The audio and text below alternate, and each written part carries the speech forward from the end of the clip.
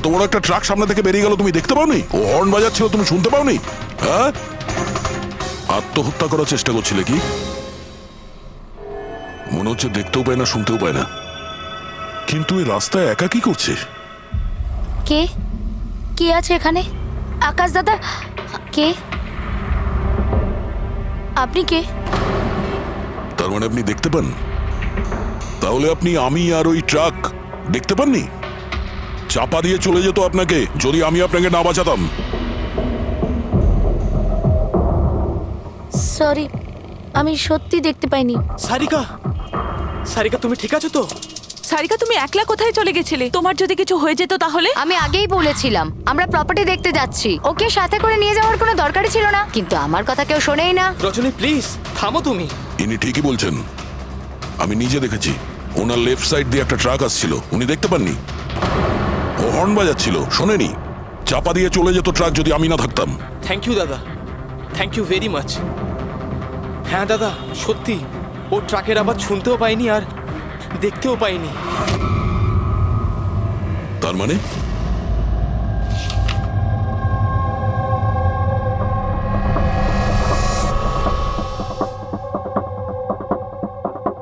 এইসব আপনি, মানে আপনার শুধু জিনিস আর সবার এই ডান দিকটা নজরে আসে না, শুধু বাঁ দিকটা নজরে আসে। হ্যাঁ স্যার। তার মানে এই মুহূর্তে আমি আপনার সামনে আছি, আপনি আমার অর্ধেকটা দেখতে পাচ্ছেন, আমার এই ডান দিকটা আপনি দেখতে পাচ্ছেন না? না স্যার, দেখতে পাই না। আমার যত কাছে কেউ থাকুক না কেন, যদি সে আমার বাঁ দিকে দাঁড়িয়ে থাকে তাহলে না আমি তাকে শুনতে পাই আর না দেখতে পাই স্যার। আমার এই সমস্যাটা রয়েছে স্যার, হেমি স্পেশাল নেগলেক্ট। এই রোগের কারণের জন্য স্যার আমার মাথা লেফট সাইড রেজিস্টার করতে পারে না স্যার, শুধুমাত্র ডান দিকটাই বুঝতে পারি আমি স্যার। সেই জন্য আপনি এইসব পেন্টিংস, এই লোকজন, সবার ডান দিকটাই দেখতে পাই আমি স্যার। তাহলে এই অসুখের কোনো ট্রিটমেন্ট নিশ্চয়ই আছে। আর আপনারা ওনাকে রাস্তায় যেতে দিলেন কি করে? আপনারা তো জানতেন যে ওনার সঙ্গে কি হচ্ছে, তারপরেও যদি কিছু হয়ে যেত ওনার। স্যার আপনি বলুন স্যার, ওর তো নিজের বুদ্ধি ব্যবহার করার দরকার ছিল। ওর কি দরকার ছিল রাস্তায় একা যাবার? আর এ কোনো ছোট বাচ্চা নাকি যে 24 ঘন্টা ওকে নজরে রাখতে হবে? ইনফ্যাক্ট আমরা এর জন্য একটা বেবি সিটার রেখে নিই যে 24 ঘন্টা ওর দিকে নজর রাখবে। এখন এসব বলে কি হবে? হ্যাঁ, ভুল আমাদের হয়েছে, এটা তোমরা মানো আর না মানো আমি মানি। Sir I am so sorry sir. Sir এই ভুল আর দ্বিতীয়বার আর হবে না। সারিকা আমার ছোট বোন, আর এর খেয়াল রাখা আমার দায়িত্ব স্যার। কারেক্ট, এরপর থেকে এরকম কোনোদিন হবে না। আর তাছাড়া এখন তোমার ওষুধ খাওয়ার সময় হয়েছে না, চল ওষুধ খাবে। স্যার এটা তো খুবই ভয়ঙ্কর রোগ। যদি কেউ ওর লেফট সাইডে সোজাসুজি অ্যাটাক করে তাও ও বুঝতে পারবে না। এক্স্যাক্টলি, এই ব্যাপারটাতেই আমার ভয়। এক তো এই অসুখ, তার উপরে কোটি টাকার সম্পত্তির একলা ওয়ারিশও। সারিকার মা বাবা একটা অ্যাক্সিডেন্টে মারা গেছে, সারিকা বেঁচে গেছে, কিন্তু ওর এই হেমি স্পেশাল নেকলেট অসুখ হয়ে গেছে। ওর আশেপাশেও দেখভাল করার জন্য তো অনেক লোক আছে, কিন্তু তার মধ্যে জানি না কতজন আছে যারা সৎভাবে ওর ভালো চায়। এরকম কেন মনে হচ্ছে তোমার? অভিজিৎ, ওই উইল অনুযায়ী সারিকার পরে পুরো সম্পত্তি এই আত্মীয়দেরই পাওয়ার কথা। আর আমার প্রথম থেকেই এদেরকে খুব একটা ভালো লাগছে না। আর এই কিছুদিন আগে আমি ওর বার্থডে পার্টিতে গেছিলাম। চলো সারিকা, এবার কেকটা কাটো। দাদা আর 2 মিনিট ওয়েট করে যাই, দয়া স্যার হয়তো চলে আসবেন। আমি ওনাকেও ইনভাইট করেছি। অন্তত আমাদেরও বলতে পারতে। আরে কে কি বললো না ভাই? Oh I am so sorry, আসতে একটু দেরি হয়ে গেল। Many many happy returns of the day, happy birthday. I will take it, দাও। আপনি আপনাকে ঠিক চিনতে পারলাম না। আমি বলছি, এ হলো কৃতি।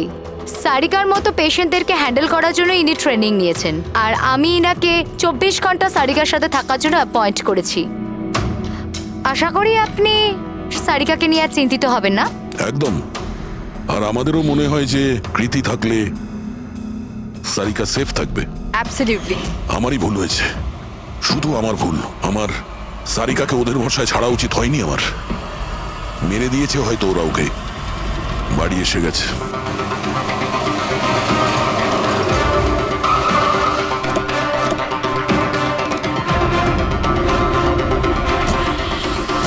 কোথায় ও? হ্যাঁ, কি করেছো তোমরা ওর সাথে? স্যার আমরা তো জানি না কি হয়েছে, আমরা তো কিছুই করিনি স্যার। এক মিনিট, কি হয়েছে কি এখানে? স্যার ড্রয়িং রুমের অবস্থা দেখে আমরা এতটাই ভয় পেয়ে গেছি যে আমরা ভিতরে যাইনি। আগে এটা বলো, সারিকা কোথায়? স্যার আমরা কিচ্ছু জানি না, আমরা কিচ্ছু দেখিনি স্যার। আমরা এইসব দেখে ঘাবড়ে গিয়েছিলাম আর সোজা আপনাকে ফোন করেছিলাম। ঠিক আছে, আমরা দেখে নিচ্ছি। পঙ্কজ, এদের সবার স্টেটমেন্ট রেকর্ড করো আর কাউকে ভিতরে আসতে দেবে না।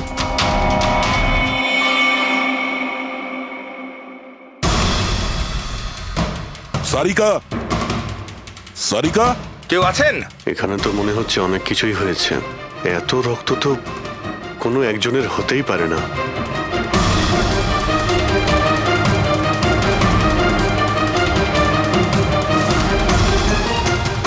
স্যার, হ্যাঁ, স্যার এই দেখুন, কেউ লুটপাট করার জন্য ঢুকেছিল কিন্তু টাকা নিয়ে বেরোতে পারেনি। যেই ওকে বাধা দেওয়ার চেষ্টা করেছিল তার উপরেই আক্রমণ করে। স্যার, লাশ। সারিকা?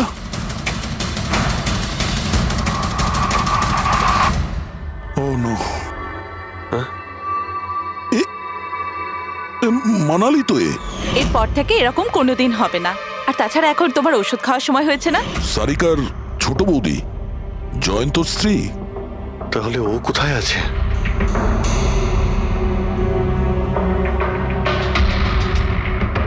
ও নো। দয়া,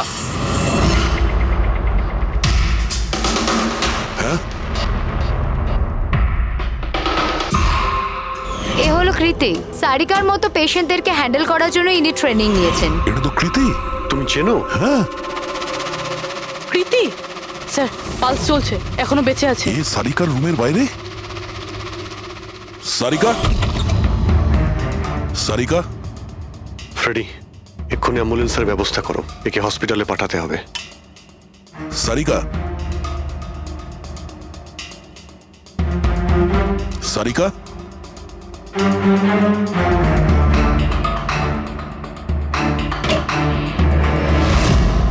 সারিকা, সারিকা, অভিজিৎ। না না না না না, কিছু নেই, কিছু নেই। Relax, আমরা relax. সিআইডি থেকে এসো। রিল্যাক্স, বাইরে রিল্যাক্স, এসো, বাইরে এসো, বাইরে এসো। রবি, এসো। সামনে। তুমি ঠিক আছো তো? বসো, এখানে বসো। থ্যাংক গড, একে পাওয়া গেছে। তুমি ঠিক আছো? সবাইকে মেরে দিয়েছে, সবাইকে মেরে দিয়েছে স্যার। এক মিনিট, এক মিনিট। কে করেছে এসব? কে ছিল সে? দয়া স্যার, কি হয়েছিল? স্যার সবাইকে মেরে দিয়েছে স্যার। কে? মেরে দিয়েছে, কে? কে মেরেছে? মেরে দিয়েছে স্যার। আমার মনে হয় এক্ষুনি একে হসপিটালে পাঠানো উচিত। ওর মানসিক অবস্থা ঠিক নেই। ওটাই ঠিক হবে, মনে হচ্ছে শক পেয়েছে। রবি, তোলো একে। ওঠো, ওঠো। আমার সাথে এসো।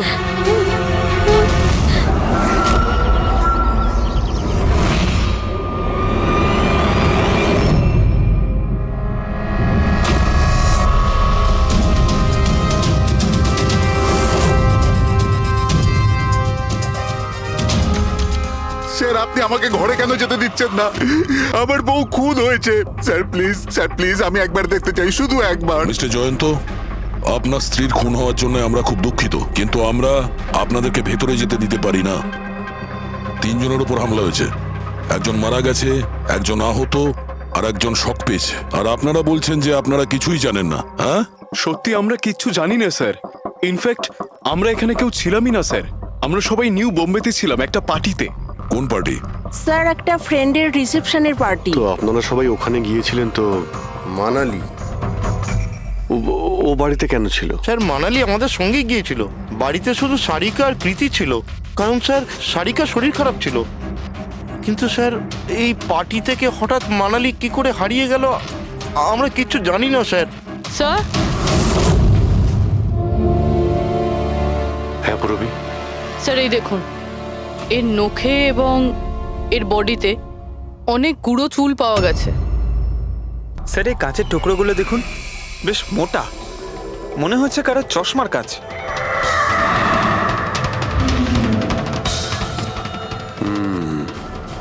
চশমারই মনে হচ্ছে। রেখে দাও সাবধানে। এই টেনে নিয়ে যাওয়ার চিহ্নের সঙ্গে রক্তের ফোঁটা।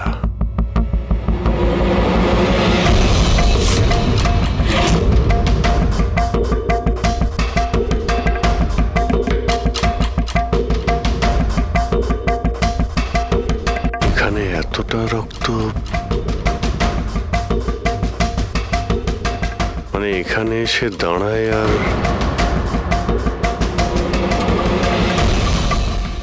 বাইকের চাকার দাগ। কেউ আহত অবস্থায় এখানে আসে আর বাইকে উঠে এখান থেকে বেরিয়ে যায়। আচ্ছা একটা কথা বলুন তো, আপনাদের মধ্যে বাইক কার কাছে আছে? বাইক? না স্যার বাইক তো কারুর কাছে নেই, আমাদের সবার কাছে নিজের পার্সোনাল গাড়ি আছে স্যার। এই বাড়িতে টোটাল 5টা কার আছে স্যার। কিন্তু অভিজিৎ এটা কেন জিজ্ঞাসা করছো? কারণ কেউ খুবই আহত অবস্থায় বাইকে উঠে এখান থেকে চলে গেছে, আর আমার পুরো বিশ্বাস যে খুনি সেই। আই থিঙ্ক এর জবাব সারিকাই দিতে পারবে। ওর জ্ঞানটা একবার ফিরে আসুক। বাই দ্য ওয়ে, আপনাদের মধ্যে কি কারো চোট বা আঘাত লেগেছিল? আঘাত আমাদের? স্যার আপনার কথার মানে কি? আমাদের কেন চোট লাগবে? আপনারা আমাদেরকে সন্দেহ করছেন? যতক্ষণ এই কেসটা সলভ না হবে আমরা সবার উপরেই সন্দেহ করব। আর আপনারা যদি আমাদের সঙ্গে সহযোগিতা না করেন তাহলে আমাদের সন্দেহ আরো বেড়ে যাবে। হ্যাঁ, তাই প্লিজ কোঅপারেট।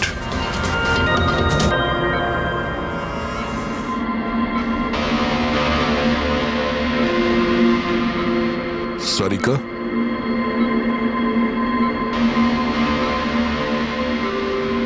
আচ্ছা তুমি কি ঠিক আছো? অভিজিৎ, সারিকা, দয়া স্যার, তুমি ঠিক আছো? স্যার মানালি বৌদি আর কৃতি স্যার। কৃতি ঠিক আছে, কিন্তু মানালি মারা গেছে। সামলে কৃতি।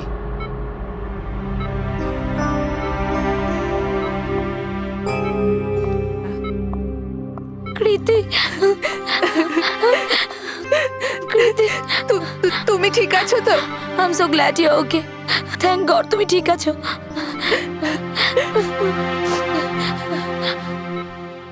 আচ্ছা কাল এক্স্যাক্টলি কি হয়েছিল তুমি বলতে পারবে?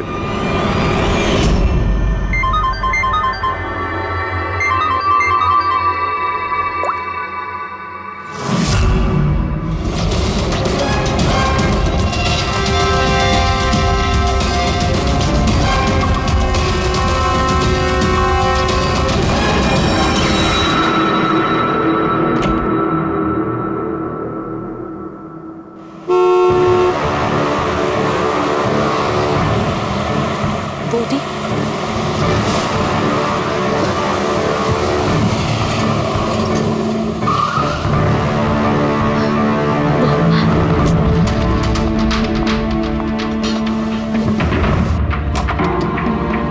সারিকা,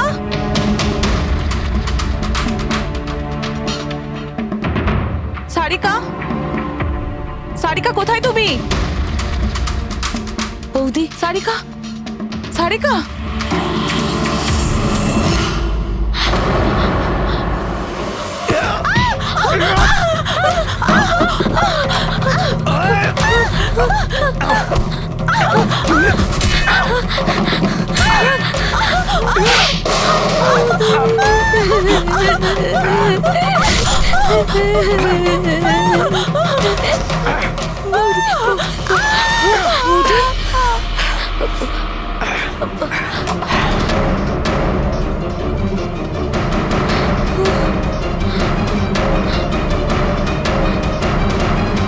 কৃতি, কৃতি, কৃতি।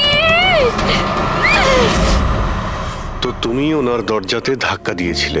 তো কৃতি, আপনি আপনি কি দেখেছিলেন? আপনার উপরে আক্রমণ কি করে হলো? সারিকার জোরে চিৎকারের আওয়াজ পেলাম, আমি তখনই ঘর থেকে বাইরে আসি। সারিকা, এইসব কি করে? কৃতি, কৃতি, সারিকা তুমি ঠিক আছো তো? কৃতি, আমি আমার রুমে। কৃতি, আমি এখানে। Okay okay okay Sarika, you don't worry, I am coming. Kriti সাবধানে, খুনি এখনো বাড়িতেই আছে। খুনি? সারিকা, তুমি ওকে দেখেছো যে কৃতির ওপর হামলা করেছে? হ্যাঁ স্যার, আমি দেখেছিলাম। সারিকা, সারিকা, কৃতি, কৃতি, সারিকা, সেই মুহূর্তে তুমি যা যা দেখেছো সেটা তুমি একটা পেপারের ওপর আঁকতে পারবে? হ্যাঁ স্যার, যখন আমি ওনাকে মানালি বৌদির পেছনে দেখেছিলাম তখন খুব ভয় পেয়ে গেছিলাম। আমি শুধু ওই মুখটার একটা ঝলক দেখতে পেয়েছিলাম স্যার। যখন আমি আবার দেখি তো তখন আমি শুধু হাতটুকু দেখতে পাই। কৃতি আমার দিকে আসছিল আর তারপর পিছন থেকে হাত এলো, ওই হাতটা ওর ওপর হামলা করলো। লোকটা রেনকোট পরেছিল আর গ্লাভস আর একটা বড় চকপকি ঘড়ি, এই যে একেবারে সেরকমই হুবহু যেমনটা আমি দেখতে পেয়েছিলাম।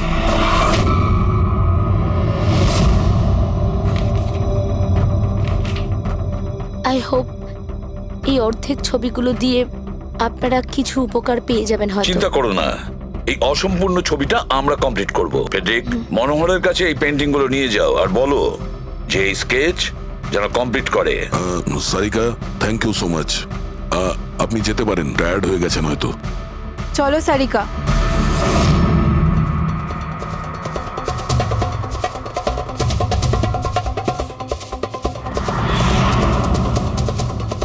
এই লোকটাকে তো আগে কখনো দেখিনি স্যার। হতে পারে শুধু এই কাজের জন্যই হায়ার করা হয়েছিল। আর ঠিক সময়ে মানালি ওর প্ল্যানটা ভেস্তে দিল। খুব মন দিয়ে দেখো এই স্কেচটা। এটা সেই লোকটার ছবি যে মানালিকে খুন করেছিল। আপনারা কি একে কোনোদিন দেখেছেন? আমি তো বুঝতেই পারছি না আমাদের কেন সন্দেহ করা হচ্ছে। এক্স্যাক্টলি, আমরা সবাই সারিকার আপনজন, আর আজ আমরা বিজনেসের সব কাজ ছেড়ে এখানে এসেছি শুধুমাত্র সারিকার জন্য। আর আপনাদের মনে হচ্ছে আমরা ওকে মারতে চাইছি? স্যার যে মারা গেছে ও আমার বউ স্যার, আর সারিকা আমার বোনের মতো। স্যার, আমি যখন খুব ছোট ছিলাম আমার বাবা মা মারা গিয়েছিল। সারিকার বাবা মাই আমাকে আদর যত্ন করে বড় করে তুলেছে। আমি আজ যা কিছু হয়েছি ওনাদের দুজনের জন্যই হয়েছি। আর স্যার, আমি সারিকাকে আমার নিজের প্রাণের চেয়েও বেশি ভালোবাসি। এক্স্যাক্টলি, এক তো আমরা ওর জন্য নার্স রাখলাম, আর আপনারা সবাই আমাদেরকেই সন্দেহ করছেন। হ্যাঁ, সন্দেহ করছি তোমাদের সবাইকে। আমি নিজের চোখে দেখেছি কতটা ভালোবাসো তোমরা ওকে। আপনারা সবাই ভালোভাবেই জানেন যদি ওই বেচারির কিছু হয় তাহলে ওর কয়েকশো কোটি টাকার সম্পত্তির তোমাদের সবার মধ্যে ভাগ হবে। ওকে বাড়িতে রেখে তোমরা সবাই পার্টিতে গিয়েছিলে। ওখানে মালিনী কোনো কথা শুনেছিল যে কোনো খুনি ওকে মারতে চলেছে। মালিনী কাউকে কিছু না বলেই নিজে ওকে সাবধান করে আর চলে যায় সেখানে যেখানে খুনি মানালিকে মেরে ফেলে। আর যদিও পার্টিতে এই কথাটা শুনে থাকে তাহলে আপনাদের মধ্যে কেউ হবে? কেউ না? ঠিক আছে, তোমরা এখন যেতে পারো, কিন্তু একটা কথা ভালো করে মনে রাখবে, আমাদের কড়া নজর থাকবে তোমাদের উপরে। অভিজিৎ, দয়া, ও বলছিল মানালি ওকে ফোন করেছিল যে মানালি পুলিশ নিয়ে ওর বাড়িতে পৌঁছচ্ছে। এক্স্যাক্টলি স্যার, কিন্তু ও না আমাদের সঙ্গে কন্ট্যাক্ট করেছে না পুলিশের সঙ্গে। হতে পারে কেউ ওর পিছু নিয়েছিল, তাই হয়তো ভয় পেয়ে গিয়েছিল। একটা কাজ করি আমরা, পঙ্কজ, পুরবী, ওই পার্টিতে যে কয়জন লোক এসেছিল ওদের প্রত্যেকের নাম আর ফোন নাম্বার বের করো আর খোঁজ নাও ওই রাতে মানালির বাড়ির আশেপাশে ওদের মধ্যে কার ফোন অ্যাক্টিভ ছিল।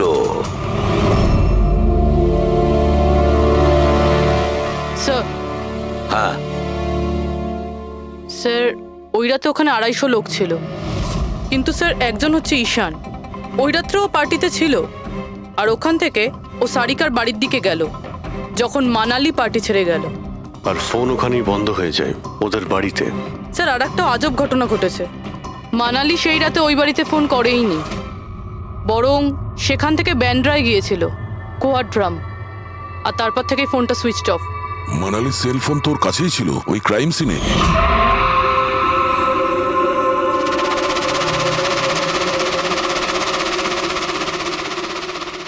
Switch off? আচ্ছা, এমনটা নয় তো যে ওই ফোনটা আসলে ঈশানের ফোন, ভুল করে ওখানে পড়ে গিয়েছিল? মানে ঈশান সেই রাতে সারিকা ভিলা এসেছিল। ডাকো ওই ঈশানকে বিউরোতে। স্যার আমি করেছিটা কি? আমাকে এখানে কেন ডাকা হয়েছে? ঈশান, একটু আপনার চশমাটা খুলবেন? চশমা? স্যার এটা তো উইদাউট নাম্বারের চশমা, এটা তো আমি রেগুলার পড়ি না। ডক্টর সালুকের কাছে নিয়ে যাও এটা। স্যার আমাকে এটা তো বলুন, আমি করেছিটা কি? আমরা আপনাকে এখানে মানালি মার্ডার কেসের ব্যাপারে ডেকেছি। ক্রাইম সিনে আমরা চশমার ভাঙা কাঁচ পেয়েছি। আপনার চশমাটাকে ওই কাচের সঙ্গে ম্যাচ করিয়ে দেখব। কিন্তু স্যার আমি তো ওই জায়গায় যাইনি। যদি তুমি নাই গিয়ে থাকো তাহলে তোমার ফোন ওখানে ওই ভিলাতে কি করছিল? আর মানালির ফোন তোমার বাড়িতে মানরাতে কিভাবে পৌঁছলো? ওই স্যার পার্টিতে আমাদের ফোন এক্সচেঞ্জ হয়ে গেছিল, কারণ আমাদের ফোন দুটো এক। কি হলো মানালি ম্যাডাম, আপনাকে চিন্তিত মনে হচ্ছে? চিন্তিত আমি? না তো, আসলে আমি ওই জয়ন্ত আর আকাশকে খুঁজছিলাম। আপনি ওদের কোথাও দেখেছেন? হ্যাঁ, ওরা দুজন ভেতরেই হবে। আসলে কি হয়েছে, এত চেঁচামেচি আর এই ডিস্কোতে আমি কিছু বুঝেই উঠতে পারছি না। আপনি প্লিজ আমাকে একটু হেল্প করে দেবেন ওদের খুঁজে পেতে? আমি ওদের ভেতর থেকে আপনার কাছে পাঠাচ্ছি।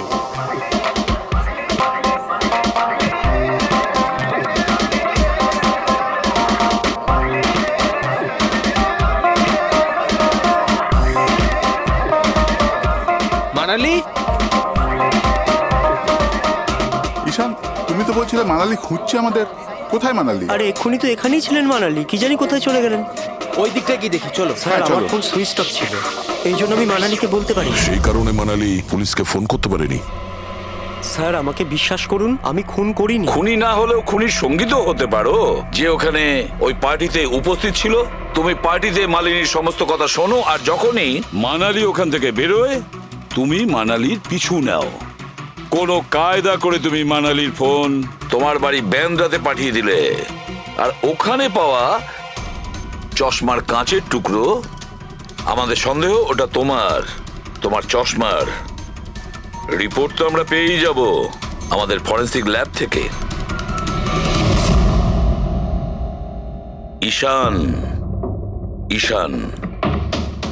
শুধু ঈশানের কাছে কোনো কারণ নেই, কিন্তু সবার কাছেই কোনো না কোনো কারণ আছে সারিকাকে মারার জন্য। দিয়া আর অভয়, এদের দুজনের তো টাকার খুব প্রয়োজন ছিল, হতে পারে এরা দুজন করেছে। আর এদের প্রত্যেকের কাছে একটাই অজুহাত আছে, যে ওরা রিসেপশনের পার্টিতে ছিল। স্যার, এরা সবাই ওই রিসেপশন পার্টিতে প্রেজেন্ট ছিল, কিন্তু কোনো একজন খুনিকে ফোন করে সারিকা ভিলায় যেতে বলেছিল লেফট দিয়ে, যাতে সারিকা কিছু বুঝতে না পারে। তারপর সারিকাকে মারবে, কৃতিকে মারবে, আর সবাই ভাববে দেখে যেন মনে হয় চুরি করার উদ্দেশ্যে খুনটা হয়েছে। আর এই সব কিছুই মালিনী শুনে ফেলে। তারপর ননদকে বাঁচানোর জন্য ও বাড়ি ফিরে আসে, কিন্তু ও সেখানে খুন হয়। কিন্তু মারা যাওয়ার আগে ও খুনিকে আহত করেছিল। খুনি যাওয়ার সময় কৃতির উপরে হামলা করে, লুটের মাল আরো ননদকে ফেলে তারপরে সে বাইকে করে পালিয়ে যায়।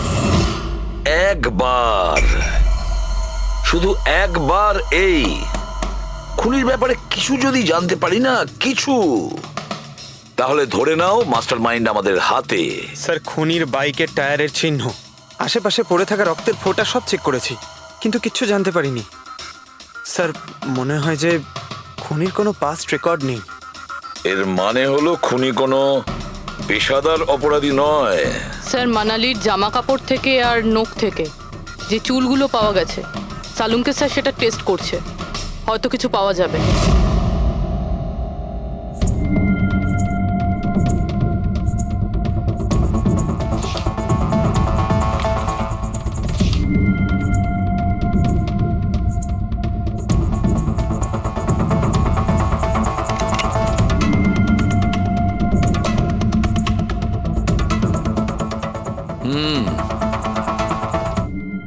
আমার আন্দাজ একদম ঠিক ছিল। এবার শুধু ডিএনএ রিপোর্টটা দরকার। হ্যাঁ শালুকে। বস, হ্যাঁ, একটা কথা ঠিক যে ঈশান খুনি নয়, কারণ ক্রাইম স্পট থেকে এই যে চশমার লেন্সের ভাঙা টুকরো পাওয়া গেছে, এইগুলো ঈশানের চশমার সঙ্গে ম্যাচ করছে না। এক তো ঈশানের চশমার পাওয়ার 0, আর দ্বিতীয়ত ঈশানের যে চশমাটা তার লেন্সগুলো একদম নর্মাল, কিন্তু এই লেন্সটা ফটোক্রোম্যাটিক, মানে রোদের সঙ্গে রং পাল্টায়। আচ্ছা, ওই যে রক্ত পাওয়া গিয়েছিল ওই বাইকের টায়ারের মার্কের কাছে, সেটা কি খুনির রক্ত? হ্যাঁ, ওই রক্তটা খুনিরই, যার বয়স 25 থেকে 30 বছরের মধ্যে। আর মানালির নখে যে চুলটা পাওয়া গেছে ওটা নিশ্চয়ই খুনির। আসলে বস, হাতাহাতি করবার সময় চুল গোড়া থেকে উপড়ে আসে, অথচ এই যে চুলটা, এটা উপড়ে আসেনি, কাটা হয়েছে। আর এইটা দেখো স্ক্রিনে, যতগুলো চুল আছে সব আলাদা আলাদা রকমের। কোনো চুল সিধে, কোনোটা কোঁকড়ানো, আর ওগুলো রং দেখো, প্রত্যেকটা চুলের রং আলাদা, কোনোটা কালো, কোনোটা ব্রাউন, কোনোটা ডার্ক ব্রাউন, আর ওই গোল্ডেনও আছে। এই চুলগুলো একটা লোকের হতেই পারে না। আলাদা আলাদা লোকের চুল? হ্যাঁ দয়া, এই চুল থেকে আমরা বিভিন্ন ধরনের কেমিক্যাল পেয়েছি, যেমন হচ্ছে কেরাটিন, ফিফটাইন, আরো অনেক কিছু। আমার মনে হচ্ছে না যে এই চুলগুলো কোনো একজন লোকের মাথার চুল। Hello? Oh good, very good, thank you very much, good news, bye. DNA টেস্টের রিপোর্ট, এই রিপোর্ট এই বিষয়টা কনফার্ম করছে যে এই যে চুলগুলো সেগুলো কোনো একজন ব্যক্তির চুল নয়।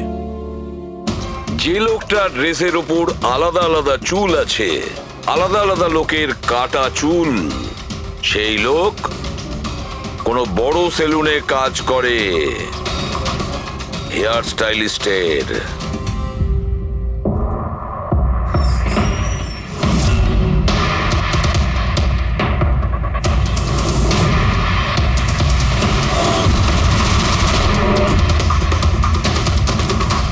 স্যার, এ তো বিমল, আমাদের স্পায়ের স্টার হেয়ার স্টাইলিস্ট। স্যার, এখানে যেই আসুক না কেন সবাই ওর কাছেই হেয়ার স্টাইল করতে চাইতো। কিন্তু স্যার, এই কিছুদিন ধরেই হলো এই টাকা পয়সা নিয়ে ভীষণ চিন্তিত থাকতো। এর জুয়া খেলার খুব অভ্যাস ছিল, কিন্তু স্যার এই খুন করবে এটা স্যার আমি একদম ভাবতেই পারছি না। যাই হোক, এখনো কোথায় আছে বলতে স্যার, পারবেন? একে এখন কোথায় পাবেন এটা আমি বলতে পারবো না, তবে কিছুদিন যাবত এখানেও কাজে আসছে না, আর নাও আমার ফোন তুলছে।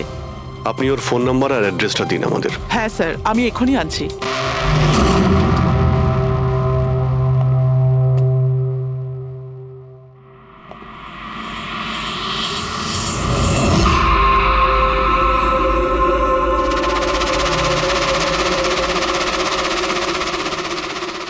ও নো, এ তো গেছে। বিষ খেয়েছে। এখানে আঘাত লেগেছে, আর এই কাঁধেও নখের চিহ্ন। মানে এই হলো সেই যে মানালিকে খুন করেছে। দেখো কিছু পাওয়া যায় কিনা।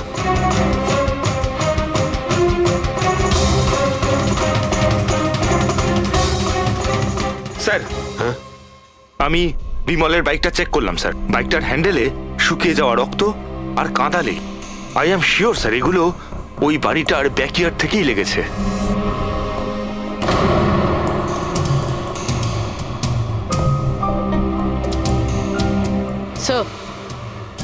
স্যার, এই ভেঙে যাওয়া চশমা আর এই রেনকোট পেয়েছি। রেনকোটে রক্ত লেগে আছে।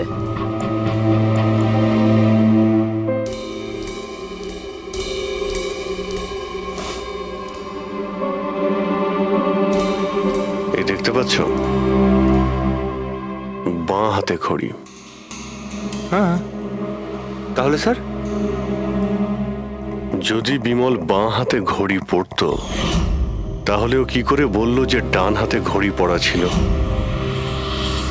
হাতে পার্টিতে মানালি কেউ সারিকাকে খুন করবে সেই আলোচনা শুনে ফেলে, আর তখন মানালি ঈশানের কাছে সাহায্য চায়, ওকে বলে যে জয়ন্ত আর আকাশকে ওখানে পাঠিয়ে দিতে। এর মানে আকাশ আর জয়ন্ত দুজনেই নির্দোষ।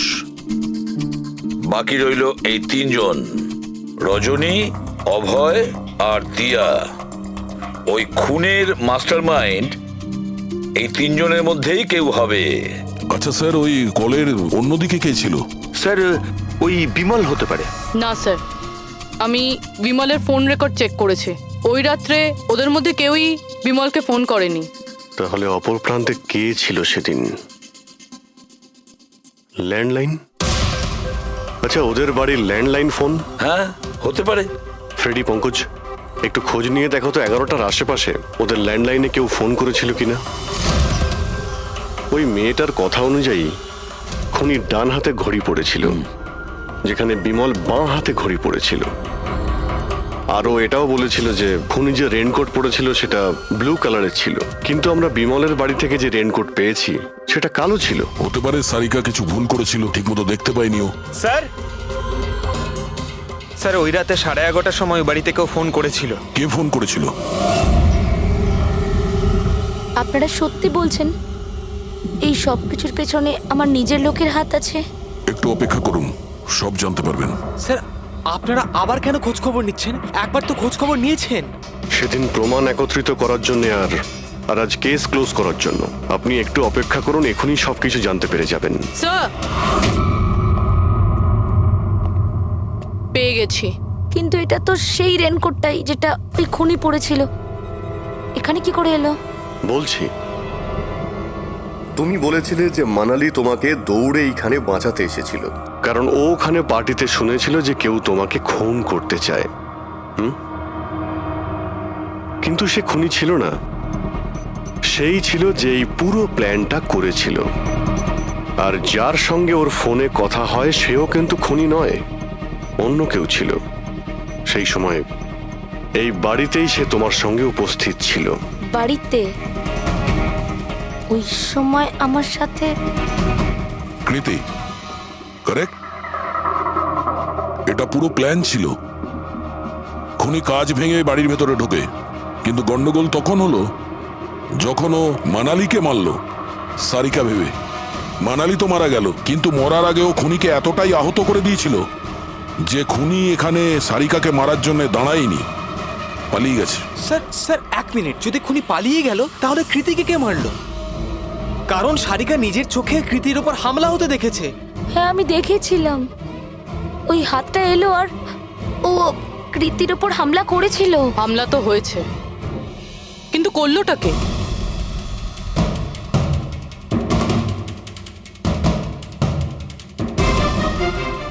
আপনারা সবাই আমাকে এভাবে কেন দেখছেন? এর উত্তর তো শুধু তুমিই দিতে পারবে কৃতি। ও রাত ঠিক 10:30টার সময় শুয়ে পড়েছিল। আর মানালি কাউকে ফোনে কথা বলতে শুনেছিল রাত 11:10 আর সেই ফোনটা এসেছিল এই বাড়ির ল্যান্ডলাইনে। কে রিসিভ করেছিল সেই কলটা? যদি আমরা এটা মেনেও নিই যে বিমল তোমার ওপর হামলা করেছে, তাহলে ও তোমাকে বাঁচিয়ে রাখলো কেন?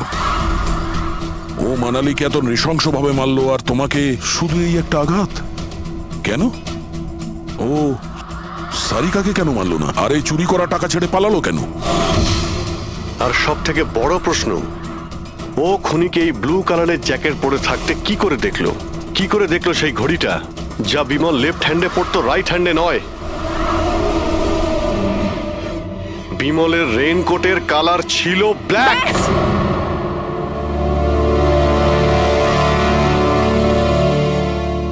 ঠিক চিনেছেন আপনারা।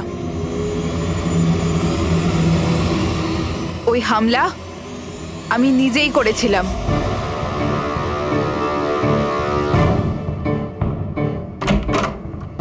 সারিকা, সারিকা কোথায় তুমি?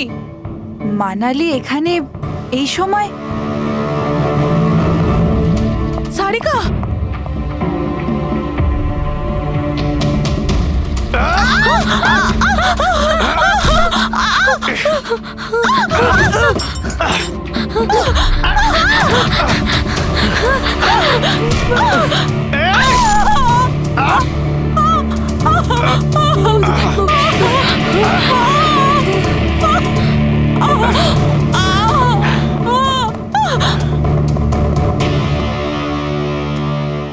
কৃতি।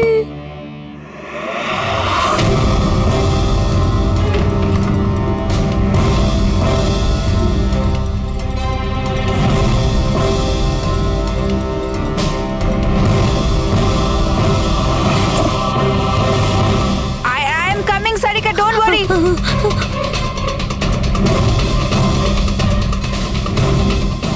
কৃতি, কারণ আমি চাইনি কেউ আমার উপর সন্দেহ করুক। আর তুমি যখন এত কিছু বলেই দিলে তখন ওই মাস্টার মাইন্ডের নামটাও বলে দাও। হ্যাঁ, আর তুমি যদি বলো ওর নামটা আমি বলে দিই, যে মানালিকে মেরেছে আর সারিকাকে মারতে পারতো। কি রজনী দেবী, আপনি জানেন আমরা কার কথা বলছি? রজনী, তুমি? হ্যালো, কিলার শার্প 11:30টায় পৌঁছে যাবে। সারিকার খেলা শেষ, যে কোনো মূল্যে করতেই হবে। ওই আমার বাকি টাকাটা? তুমি তোমার পয়সা পেয়ে যাবে। ওকে।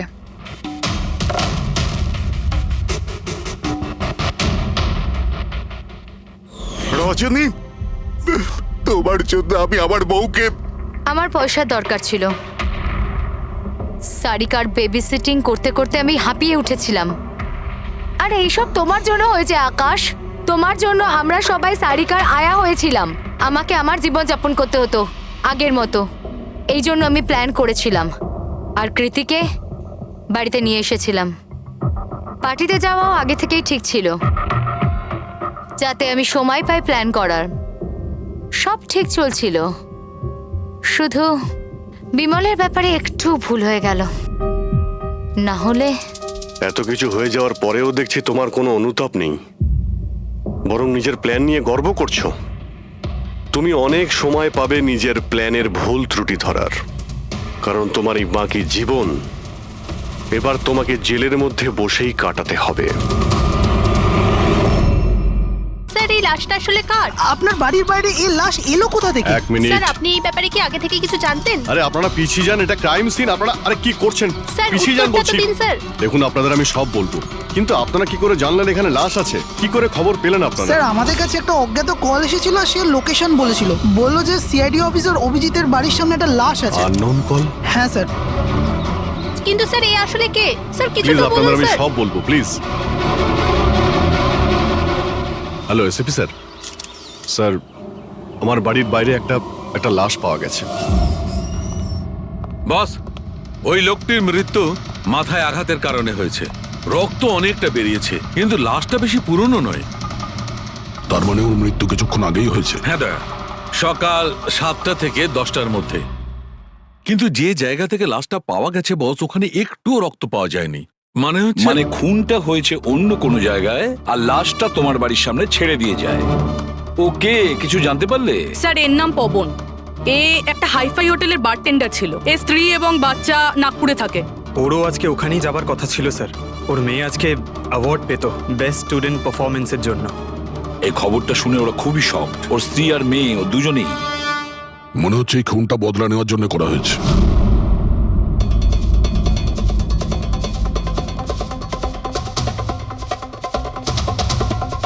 এই দাঁতের ব্যাপারটা কি? আমি জানি স্যার। এই পবনকে আমি খুব ভালো করে চিনি স্যার। এ আমার অনেক পুরনো বিশ্বাসী খোঁচর ছিল। কি? হ্যাঁ ভাই, এ আমাকে অনেক ইনফরমেশন দিত। এর জন্য আমি অনেক আসামিদের ধরতে পেরেছিলাম। স্যার, তাহলে এই দাঁতটা খেপানোর জন্য, উপহাস করার জন্য, এটা দেখানোর জন্য যে ওর মুখটা খোলা উচিত হয়নি। তার মানে এই কথা সত্যি যে এটা বদলা নেওয়ার জন্য করা হয়েছে। যাদেরকে পবন গ্রেপ্তার করিয়েছিল তাদের মধ্যে কেউ ওকে মেরে দিয়েছে। কিন্তু স্যার, এই পবন যে অভিজিৎ স্যারের ইনফর্মার, এই কথাটা অন্যরা জানলো কিভাবে? হ্যাঁ, মানে সিআইডিতেও আমাদের ইনফর্মার কে আছে আমরা অন্যরা কেউ জানি না। তাহলে ওই খুনি কি করে জানলো যে পবন একজন ইনফর্মার? শুধু খুনি জানতে পারেনি স্যার, পুরো দেশ জানতে পেরে গেছে স্যার।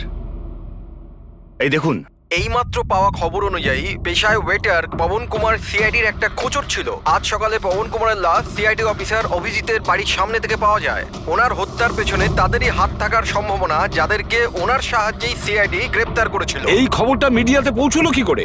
বাড়ির বাইরে যে রিপোর্টাররা ছিলেন ওনারাই বললেন যে আননোন কেউ ফোন করে এটা বলেছে। না স্যার, এই অচেনা লোক আর কেউ নয়, খুনি নিজেই। ও সমাজে আমাদের বদনাম করার জন্য এগুলো করেছে স্যার। সিআইডি কি এ ব্যাপারে খোঁজ নিতে আরে পারবে? ভাই বন্ধ করো, জানার জন্য দেখতে থাকুন। এসব কিছু আমার জন্যই হয়েছে।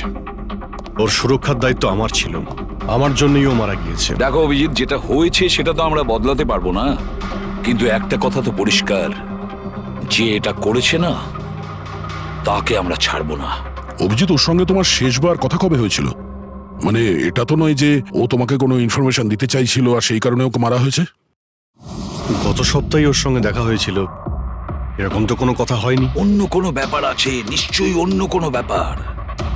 আচ্ছা, মারা যাওয়ার আগে পবন তোমাকে কিছু লোকের ব্যাপারে ইনফরমেশন দিয়েছিল না? তোমার কি কিছু মনে আছে? স্যার, পুরো রেকর্ড আছে আমার কাছে। পবন 3 বছর ধরে আমার সঙ্গে কাজ করেছে, আর এই 3 বছরে আমি ওর সাহায্যে 5 অপরাধীকে ধরেছিলাম। তার মানে এমন কেউ আছে যে পবনের উপর বদলা নিতে চাইছিল আর অভিজিৎকে চ্যালেঞ্জ করছে? হ্যাঁ, হতে পারে। আর এটাও হতে পারে ওই 5 জনের মধ্যে কেউ একজন যে পবনকে খুন করেছে। এই সুনীল ইন্ডিয়াতে নেই স্যার, বাকি 4 জন এখানেই আছে। সুমিত, বিক্রম, তারা আর এই রমেশ।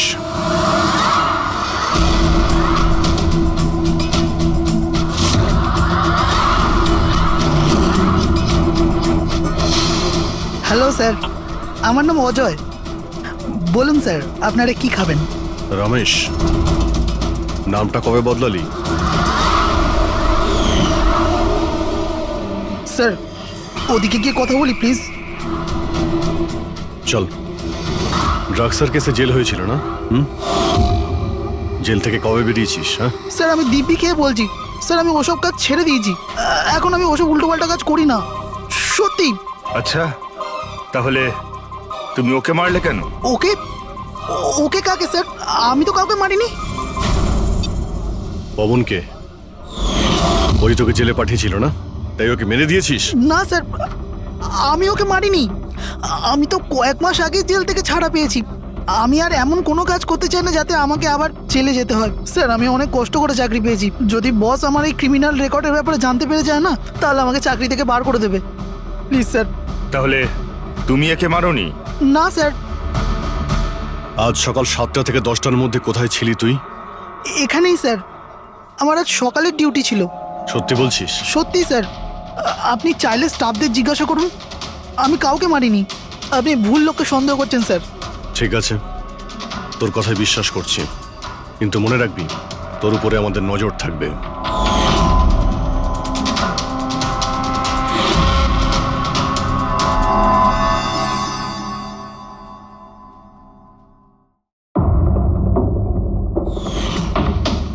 সব কিছু ছিল আমার কাছে, বাড়ি, পরিবার, কেরিয়ার, একটা ভালো কাস্টম অফিসারের জবও ছিল। সব কিছু শেষ হয়ে গেল। শেষ হয়ে যায়নি, তুমি নিজেই নিজের হাতে সবকিছু শেষ করেছো। যদি তুমি তোমার চাকরির সুযোগ না নিয়ে স্মাগলারদের সাহায্য না করতে, তাহলে তোমার সাথে এইসব হতো না। কোনো শখ ছিল না আমার এসব করার, আর কিছু অপশন ছিল না আমার কাছে। বাবার শরীর ঠিক ছিল না, টাকার দরকারও ছিল, আর সেই সময় আমি এই অফারটা পেলাম, তো আমি কি করতাম? আপনি প্লিজ বসে যান। কিন্তু দেখুন না, বাবার অসুখ নয়, আমার দুশ্চিন্তাই বাবার প্রাণ নিয়ে নিল। ফ্যামিলির লোকেরাও আমাকে দোষী বানিয়ে আমার সাথে সব সম্পর্ক শেষ করে দিল। আর কিচ্ছু বেঁচে নেই, না তো আমার নিজের কেউ আছে, না তো আমার কাছে কোনো টাকা আছে। তো আমি কি করে আপনার ইনফরমারকে মারতে পারি? আর এমনিতেও আমি আগে থাকতেই আমার একটা দোষের শাস্তি পাচ্ছি, আর অন্য কোনো দোষ করতে চাই না আমি। দেখুন, আপনি প্লিজ আমাকে বিশ্বাস করুন, আমার এটায় কোনো হাত নেই। পবনের খুন তুমি করিয়েছো না? এখন তুমি নিজে বলবে না আমরা বলাবো? কে পবন যে খবর দেয়? আমি তো তোমাদেরকে খুব চালাক মনে করতাম। দেখতে পাচ্ছ তো আমার অবস্থা, আমি এখানে জেলে আছি, তবুও আমায় জিজ্ঞাসা করছো? এই টুপি তুমি অন্য কাউকে পরাবে, বুঝেছো? তোমার অবৈধ কার্যকলাপে তুমি যত টাকা কামিয়েছো তাই দিয়ে জেলের বাইরে তুমি কি কি করতে পারো আমরা সব জানি। বল, পবনের সুপারি কাকে দিয়েছিলি? কে কথা বলছো তুমি? মনে হচ্ছে আজকাল সিনেমাটা একটু বেশি দেখো। আমার অবস্থা দেখছো তো এখানে, না আমার কাছে ফোন আছে, না আমার সাথে কেউ দেখা করতে আসে। তাহলে কি করে আমি কারোর সুপারি দেব? আমায় সম্মান দেওয়ার জন্যে ধন্যবাদ। তোমাদের কি মনে যে আমি এত বড় গ্যাংস্টার যে ভেতরে বসে বসেই বাইরে যে কাউকে মারতে পারি? তাহলে তার জন্যও থ্যাংক ইউ। তোমার এগুলো মজা মনে হচ্ছে, হ্যাঁ? এতে তোমার হাত আছে কি না সেটা তো আমরা জেনেই যাব, কিন্তু এতে যদি তোমার হাত থাকে তাহলে এখন এই যে তোমার অবস্থা আছে না, এর থেকেও খারাপ অবস্থা করে দেবো তোমার। দেখো, ওই পবন মালটাকে কিন্তু আমি মারাইনি, কিন্তু হ্যাঁ, যে কেউ এই কাজটা করুক, কাজটা ভালো হয়েছে। আর ও এখানেই থামবে না, এক এক করে সবাইকে মারবে, আর তুমি দেখতেই থাকবে। হ্যালো, আরে বাবু, আমি বুঝতে পেরেছি তুমি পবনের খবর শুনে ভয় পেয়েছো। তুমি চিন্তা একদম করো না। আরে খবরের লোকেরা বাড়ি চড়িয়ে বলে, আর তাছাড়াও আমার ব্যাপারে শুধু দুজনেই জানে, তুমি আর অভিজিৎ স্যার। তৃতীয় আর কেউ জানেই না যে আমি অভিজিৎ স্যারের খোঁচট। আমি দেখা করবো তো ওনার সাথে কাল। হ্যাঁ, আর একটা নতুন খবরও পেয়েছি। আরে তুমি একটুও চিন্তা করো না, আমি তাড়াতাড়ি দেখা করছি তোমার সাথে, ঠিক আছে? ওকে, বাই।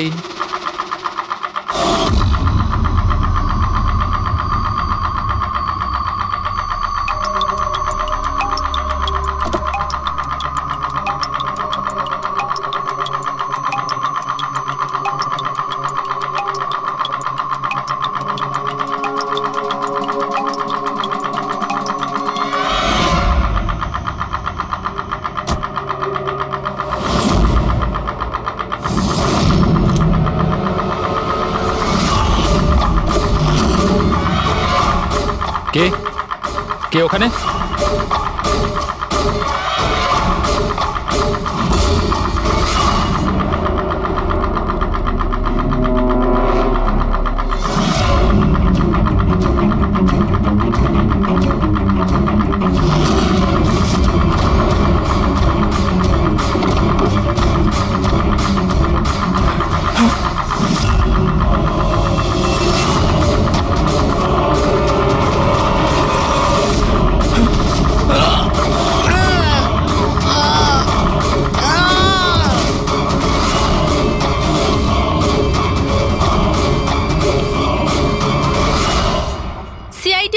অভিজিতের আর একজন ইনফরমারের মৃত্যু হয়ে গেছে।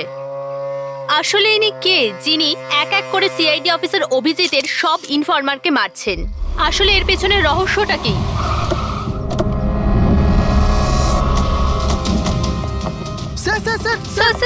আর একটা প্রশ্ন স্যার, স্যার আমরা জানতে পেরেছি এই আপনার ইনফরমার ছিল। স্যার একের পর এক খোঁচর খুন হয়ে যাচ্ছে, এই ইনফরমেশনটা লিক কোথা থেকে হলো স্যার? স্যার আপনি কি কোনো প্রমাণ পেয়েছেন এই ব্যাপারে? স্যার আর কত লোকের প্রাণ যাবে স্যার? স্যার সিআইডি কি করছেটা কি?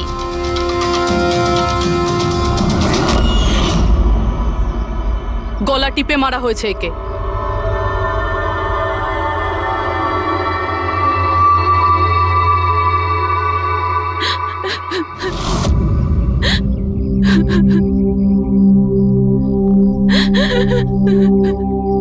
ওনার নতুন বিয়ে হয়েছিল স্যার। ওর অসহায় বউকে কিছু বলবেন আপনি?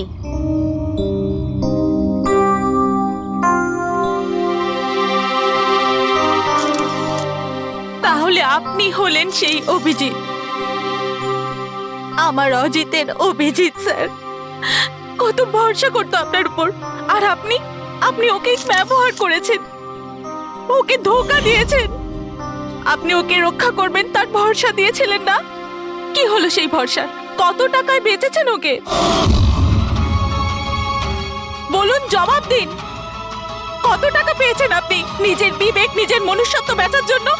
বলুন। ম্যাম প্লিজ শান্ত হন। আপনি কি জানেন আপনি কার ব্যাপারে বলছেন? আপনি মেরেছেন আমার অজিতকে, খুনি। প্লিজ ম্যাম শান্ত হন, শান্ত হন আপনি। শোনো, ওনাকে ওদিকে নিয়ে যাও। ম্যাম প্লিজ শান্ত হন, নিয়ে যাও ওনাকে। তো এ হলো ইনফর্মার অজিতের ওয়াইফ, যার কান্না চিৎকার করে সিআইডি অফিসার অভিজিতের কাছে প্রশ্ন করছে। কি এটা? হ্যাঁ, এখানে কোনো মজা হচ্ছে? ক্রাইম সিন এটা। আপনারা এখান থেকে যান আর আমাদের কাজ করতে দিন। বাইরে যান। পুরবি, বডিটাকে ফরেন্সিক ল্যাবে পাঠিয়ে দাও। স্যার,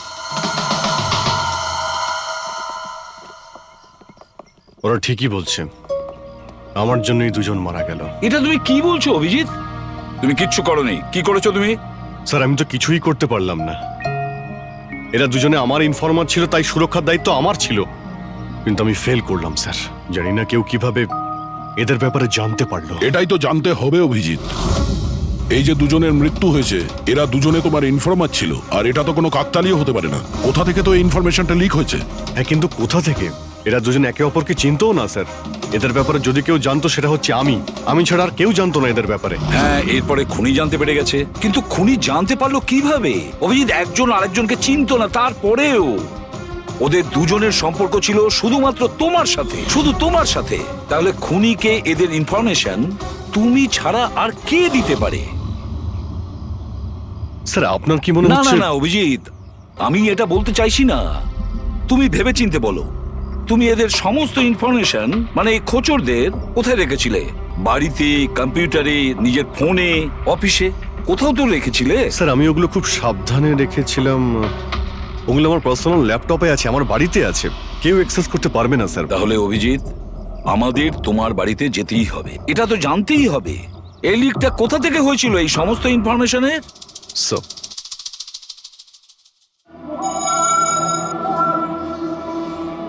মনে হচ্ছে তোমার অনুপস্থিতিতে কেউ তো এখানে এসেছিল আর তোমার ল্যাপটপ থেকে ডেটা চুরি করে নিয়েছে।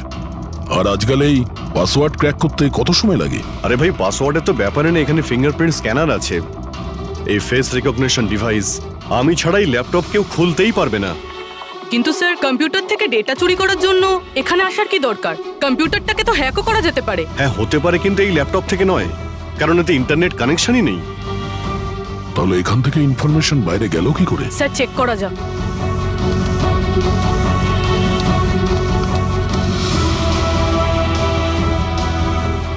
স্যার, আপনার কম্পিউটারকে রিমোট অ্যাক্সেস করা হয়েছে। কিন্তু কিভাবে? এতে তো ইন্টারনেট কানেকশনই নেই, কিভাবে? স্যার, এটা দেখুন, এই ফাইলটা 2 সপ্তাহ আগে খোলা হয়েছিল। ডেটটা দেখুন। কিন্তু এই ডেটে তো আমি মুম্বাইতে ছিলামই না, বাইরে ছিলাম। এটা কি করে হতে পারে? হতে পারে স্যার।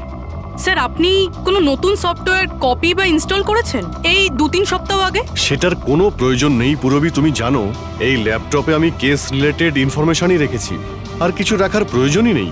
হ্যাঁ, মাঝে মধ্যে পেন ড্রাইভ ইউজ করি কিছু ডেটা বা ইনফরমেশন নেওয়ার জন্য। Sir, pen drive? হ্যাঁ স্যার, ওই পেন ড্রাইভ দেখাবেন আপনি?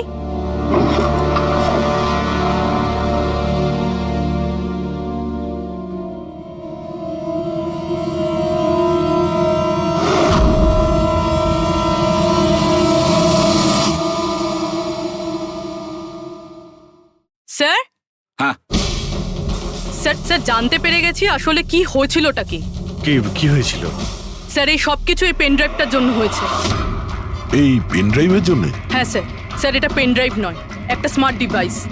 এই দেখুন স্যার, আপনি বলেছিলেন আপনার ল্যাপটপ ইন্টারনেটের সাথে কানেক্টেড ছিল না, কিন্তু যখনই আপনি এই পেন ড্রাইভ আপনার ল্যাপটপের সাথে লাগালেন, আপনার ল্যাপটপ একটা অচেনা নেটওয়ার্কের সাথে কানেক্টেড হয়ে গেল, যেরকম ওয়াইফাই ডঙ্গেল হয়। আর তারপরে স্যার, এটা একটা প্রক্সি নেটওয়ার্ক। এটা আপনি দেখতে পাবেন না, কিন্তু এই নেটওয়ার্কের সাথে জুড়ে থাকা অন্য ব্যক্তিকে আপনার ল্যাপটপের অ্যাক্সেস দিয়ে দেবে। যেমন ধরুন, কেউ আপনার কম্পিউটার রিপেয়ার করবে। আপনার কম্পিউটার ধরুন খারাপ, তো সে আপনার কম্পিউটার না ধরে দূর থেকে রিমোট দিয়ে আপনার কম্পিউটার অ্যাক্সেস করে ঠিক করতে পারবে। এক্স্যাক্টলি স্যার, কেউ একজন এই পেন ড্রাইভের সাহায্য নিয়ে আপনার ল্যাপটপ অ্যাক্সেস করেছে আর ইনফরমারদের ফাইল চুরি করে নিয়েছে। তাহলে সবটাই প্ল্যান ছিল। খুনি পেন ড্রাইভ তোমার আশেপাশে কোথাও প্ল্যান করেছিল। তোমার কিছু মনে আছে যে এই পেন ড্রাইভ তুমি কোথায় পেয়েছিলে? আরে, এটা তো আমি অনলাইনে কিনেছিলাম। একটা ভালো সস্তা অফার ছিল, আমার মেলে এসেছিল। 1 মিনিট, এই মেলটা এসেছিল। স্যার, এটা তো কোনো শপিং ওয়েবসাইট। হ্যাঁ, খুব ভালো এস্টাবলিশ ওয়েবসাইট। ডিসকাউন্ট দিচ্ছিল তাই আমি 2-3টে পেন ড্রাইভ কিনে নিই।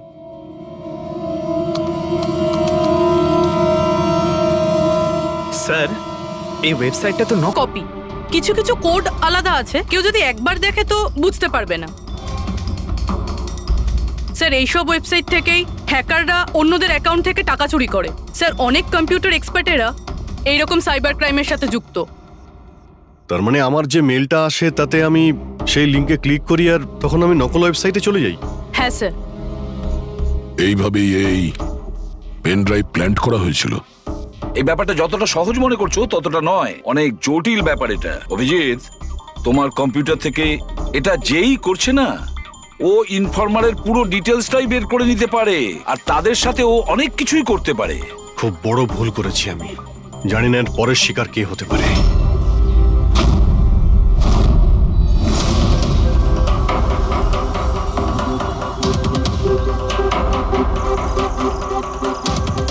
হ্যাঁ রবি। হাই স্যার, এই নিন ডিটেলস। খবর কি একদম পাকা?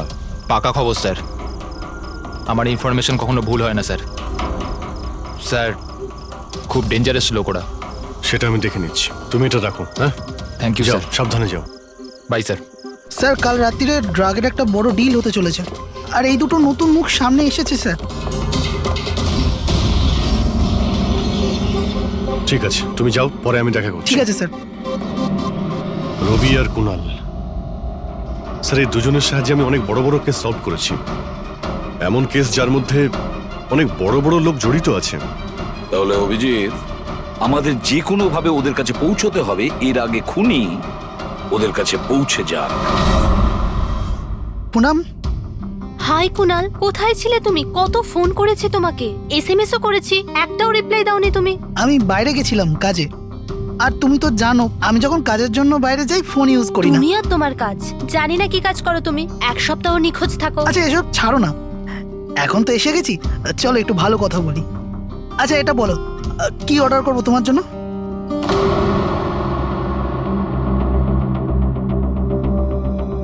অভিজিৎ স্যার, আমি এক সেকেন্ড আসছি। Excuse me. ইয়েস। আমি একটু কাগজটা দেখতে পারি? ও শিওর। আরও একটা খোঁচরের হত্যা। সূত্র অনুযায়ী মৃত ব্যক্তি অজিত বাবু সিআইডি সিনিয়র ইন্সপেক্টর অভিজিৎ বাবুর ব্যক্তিগত খোঁচর ছিল। এক সপ্তাহের মধ্যে এটা দ্বিতীয় ঘটনা। এর আগে পবন নামে আরও এক খোঁচরের হত্যা হয়েছে। ইন্সপেক্টর অভিজিতের ওপর নিজের খোঁচরদের ও ইনফরমেশন লিক করার অভিযোগ আনা হচ্ছে। ইন্সপেক্টর অভিজিতের অন্যান্য খোঁচরদেরও প্রাণ বিপদে বলে হচ্ছে। হে ভগবান, এটা হতে পারে না। কি কি হতে পারে না? এই খবর। আই নো, কত খারাপ বিষয় না? যারা নিজেদের প্রাণ বিপন্ন করে আমাদের জন্য কাজ করে, তাদেরই প্রাণ নিয়ে ব্যবসা। ইন্সপেক্টর অভিজিৎ এটা কি করে করতে পারেন? কুনাল, কি হয়েছে তোমার? কি ভাবছো তুমি? Kunal, are you okay? আচ্ছা শোনো, আমাকে যেতে হবে। যেতে হবে? কোথায় যেতে হবে? এখনই তো এলে, এক্ষুনি কোথায় আমি যাবে? তোমাকে সব বলবো। হ্যাঁ ঠিক আছে, বলবো।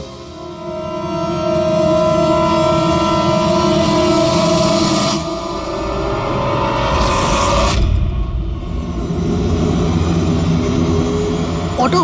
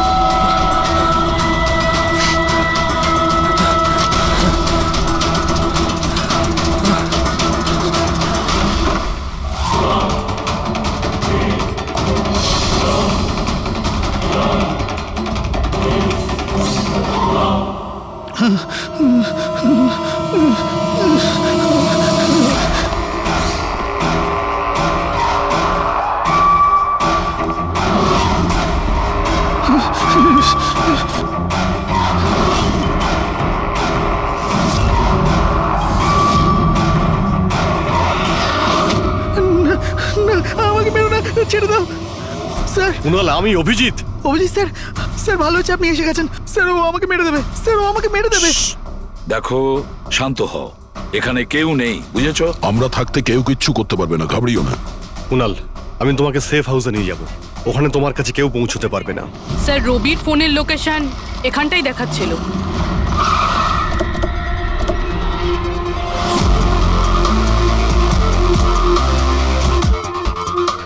এখানেই তো থাকা উচিত, কিন্তু দেখতে তো পাচ্ছি না।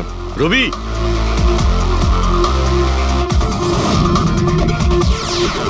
রবি,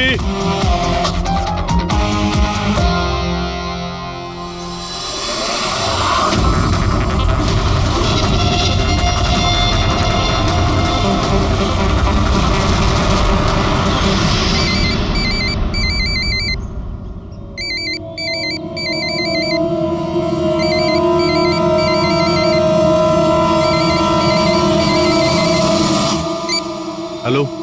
হ্যালো স্যার। রবি। রবি, কোথায় তুমি? কোথায় পালাচ্ছ? আমার উপর ভরসা নেই তোমার? আপনি কি ভেবেছিলেন আপনি আমায় খুঁজে পাবেন? এত সোজা নয় স্যার। তুমি যা ভাবছো তা সত্যি নয়। তোমায় কেউ মেরে ফেলতে পারে, কিন্তু সেটা আমি নয়। আমি তোমায় বাঁচানোর চেষ্টা করছি। শোনো, আমি তোমাকে সেফ হাউসে নিয়ে যাব। সেখানে তোমার কোনো বিপদ হবে না, বুঝতে পেরেছো? রবি, রবি, আমরা তোমাকে সাহায্য করতে চাই, আমাদেরকে বিশ্বাস করো। ভরসা? ওই দুটো লোকও তো আপনাদের ওপর ভরসাই করেছিল, কিন্তু ওরা কি পেল? মৃত্যু। দেখুন স্যার, আমার কাছে আমার জীবন খুব দামি। আমার পেছনে আমার পরিবার আছে। আমি এত তাড়াতাড়ি মরতে চাই না। আমার জীবনটা ছেড়ে দিন স্যার। আমি মরতে চাই না, প্লিজ আমায় যেতে দিন স্যার। আমাকে খোঁজা বন্ধ করুন। রবি, রবি, তুমি আগে আমার কথাটা শোনো। না স্যার, আমি বললাম তো না। আগেই আপনার ওপর ভরসা করে আমি অনেক বড় ভুল করেছি। একবার ভুল করেছি, বারবার করব না। আমি জানতাম না যে আপনি বিক্রি হয়ে গেছেন স্যার। আমাকে প্লিজ খোঁজা বন্ধ করুন স্যার। রবি, কোথায় তুমি? তোমায় কেউ মেরে ফেলতে পারে, এটা বুঝো। By sir. রবি, রবি, এ বিশ্বাস করবে না, কিছুতেই করবে না। যে কোনো ভাবেই আমাদের ওকে খুঁজে বের করতে হবে। 4 জনের মধ্যে 3 জন ইনফর্মার সেফ হাউসে পৌঁছে গেছে। শুধু এই রবি বাইরে আছে, তাই না? স্যার এই দুজনের টিপস অনুযায়ী যারা গ্রেপ্তার হয়েছে তাদের লিস্ট চলে এসেছে। এদের মধ্যে এমন কেউ আছে আইটি কম্পিউটার এক্সপার্ট? না স্যার, এরকম তো কেউ নেই, কিন্তু এই বিক্রম। ওর সঙ্গে তো আমরা জেলে দেখা করেছিলাম। কেন, কি হয়েছে? স্যার প্রতি সপ্তাহে স্ত্রী একে জেলে ফোন করে, আর গত শুক্রবারেও স্ত্রী একে জেলে ফোন করেছিল। কিন্তু রবি, এর থেকে কি প্রুফ হয়? স্যার, আমি আর ফেরি স্যার জানতে পেরেছি যে ফ্রাইডেতে ওনার ওয়াইফ হসপিটালে ছিল, কিন্তু ও কাউকে ফোন করেনি। ফ্যান্টাস্টিক, অসাধারণ কাজ করেছো তোমরা দুজনে। এবার ঠিক জানতে পারবো, যদি বিক্রমকে ওর স্ত্রী ফোন না করে থাকে তাহলে কে ফোনটা করেছে, আর সেটা বলবে এই বিক্রমই। আমরা সব জানি ওই শুক্রবারে তোমার বউ হসপিটালে অ্যাডমিট ছিল। ও তোমাকে ফোন করেনি। ওই দিন ওর নাম করে যে কল এসেছিল তোমার কাছে, ওই ফোনটা কে করেছিল তোমাকে? আমি বলেছি না তোমাকে আগেই যে আমি কিচ্ছু করিনি? তাহলে কেন বারবার চলে আসো আমার আর তোমার সময় খারাপ করার জন্য? সময় আমরা নয়, তুমি নষ্ট করছো আমাদের, আর এটা আমরা কিছুতেই সহ্য করব না। ঠিকঠাক বলো, কি জানো এই খুনের ব্যাপারে? হ্যাঁ বলো, না হলে আমার মাথা যদি খারাপ হয়ে যায় না। দেখ, চুপচাপ ওখানে বস। এখন পর্যন্ত তুই জেলে আছিস, খাওয়া দাওয়া করছিস, ঘুরে বেড়াচ্ছিস। যদি এখনো সত্যিটা না বলিস তাহলে এখান থেকে সোজা কালকুটরিতে যাবি। কালকুটরি বুঝতে পারছিস তো? অন্য জিনিস তো বাদই দে, আলো তুই দেখতে পাবি না। আজকেই তোর শেষ সুযোগ। সত্যিটা বল, না হলে আমি তোকে কালকুটরিতে পাঠানোর ব্যবস্থা করব। ফোন? একটা ফোন এসেছিল। আমি জানি না ওই লোকটাকে। ও তো আমায় ফোনে একটা ডিলের কথা বলেছিল। কি রকম ডিল? এই ডিলটা এটাই ছিল, আমাকে যে জেলে পাঠিয়েছে, যে আমায় ফাঁসিয়েছিল, ও বলেছিল যে আমি যদি ওকে 3 কোটি টাকা দিই তাহলে ওকে মেরে দেবে। তা তুমি কি বলেছিলে? স্যার সত্যি বলবো, আমি তোর কথাতে বিশ্বাসই করিনি। আমার মনে হয়েছিল কেউ আমার সাথে মজা করছে, তাই আমি ওকে না বলে দিয়েছিলাম। তারপরও আমি বললো যে আরো কিছু লোক আছে যারা ওর ওপর বদলা নিতে চায়, ওরা ওকে মারার জন্য যত ইচ্ছে টাকা দেবে। আরও এটাও বলেছিল আমাকে যাতে আমি নিউজে দেখেনি যে ও সত্যি বলছে। তারপর আমি নিউজ শুনলাম যখন। কিন্তু স্যার, আমি একটা কথা বলছি, আমি ওর নাম জানি না, আর কখনো ফোনও আসেনি ওর। আমি যা কিছু জানতাম সব আপনাদের বলে দিলাম। সত্যি বলছি স্যার, সত্যি। ঠিক আছে। তার মানে ও আরো অনেক লোকের সঙ্গে কন্ট্রাক্ট করেছে, অনেক বড় গেম খেলেছে। অপরাধীদের থেকে টাকা কামানোর ব্যবসা খুলে বসেছে। স্যার আপনার বাকি খোঁচরদেরও প্রাণ সংশয়ের ভয় রয়েছে। আমরা খুনির ব্যাপারে কিচ্ছু জানি না। 3 কোটি, ওর চাহিদা অনেক বড়। আর এর জন্য যাকে তাকে ফোন করবে না, এমন কাউকে করবেও যে ওর চাহিদাটা পূরণ করতে পারে। ঠিক বলেছ তায়া। খোঁজ নিয়ে দেখি আমাদের লিস্টে কতজন আছে যে 3 কোটি টাকা। সপ্তাহে ওর ফোন এসেছিল, কুণালের জন্যই ও জেলে গিয়েছিল। আরে 3 কোটি টাকাও দিতে পারবে।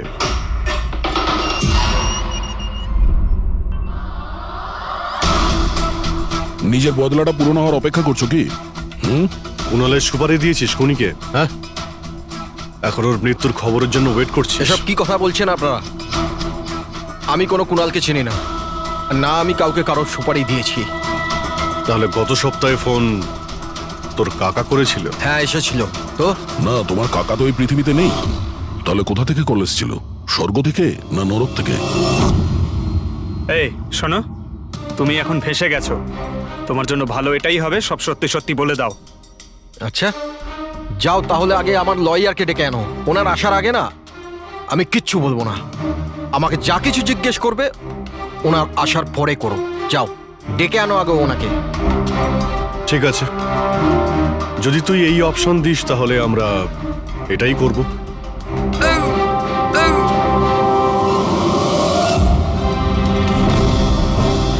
কোথায় নিয়ে যাচ্ছেন আপনারা আমাকে? আমরা তোকে তো বলার সুযোগ দিয়েছিলাম, কিন্তু তুই বললি উকিল ডাকতে।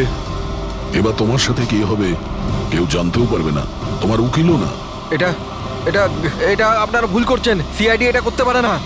ঠিকই বলেছিস যে সিআইডি এটা করতে পারে না, সিআইডি কোনো ভুল করেই না।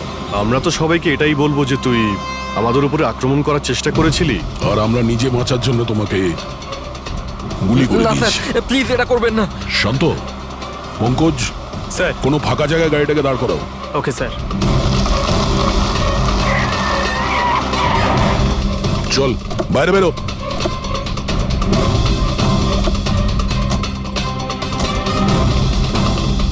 না স্যার প্লিজ আমাকে মারবেন না স্যার। আরে চল চল, পালা পালা পালা।